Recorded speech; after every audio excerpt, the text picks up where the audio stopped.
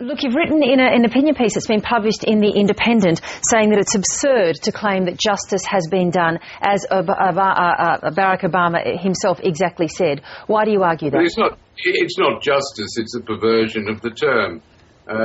Justice means taking someone to court, finding them guilty upon evidence and sentencing them.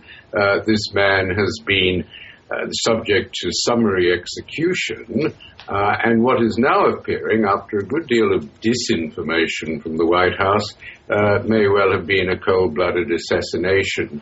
You've got to distinguish, I think, the operation itself was quite legal. I'm convinced of that.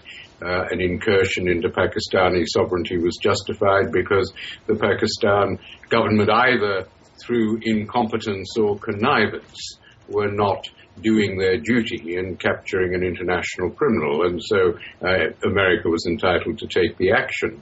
Well, it all depends on President Obama's order. Was it an order to kill, or was it an order to capture and only kill in self-defense? Because the law is very clear. You can indeed, if you're capturing a criminal, whether it's a bank robber or an international terrorist, if your life is in danger, if he's going to shoot you, then you shoot him first in self-defense. There's no question about that. But the issue has to be, if this man was unarmed, and his wife was there also unarmed, he could have been captured.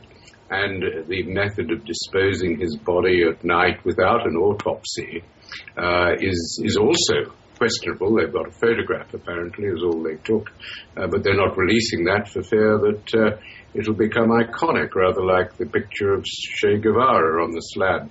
But, if governments kill people, that's one of the consequences. And another, the international law consequence of governments killing someone, and it goes to the right to life that's in all human rights conventions, is that there must be an inquest, an inquiry. Pakistan, like Australia, has a coronial system, a duty to hold an inquiry if there's been a violent death.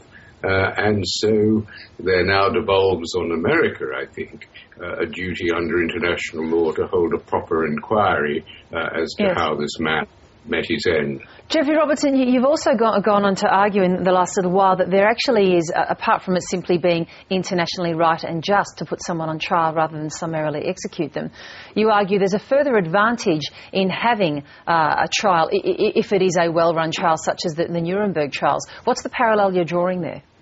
Well, the parallel is that, look, the way to demystify this man is not to kill him and have the iconic picture of his body.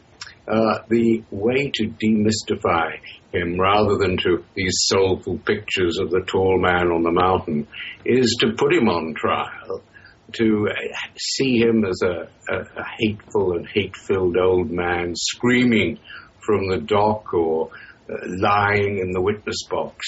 That way, the true inhumanity of the man is exposed. He should have been put on trial with Khalid Sheikh Mohammed, who was also confusingly alleged to be the mastermind of 9/11, put them in the dock together. That way the truth comes out. I mean, Nuremberg, the British were afraid. They thought that Goering would use the dock as a soapbox. It was only the Americans who insisted that Nuremberg go forward to produce a record. There are still millions of people who think that Mossad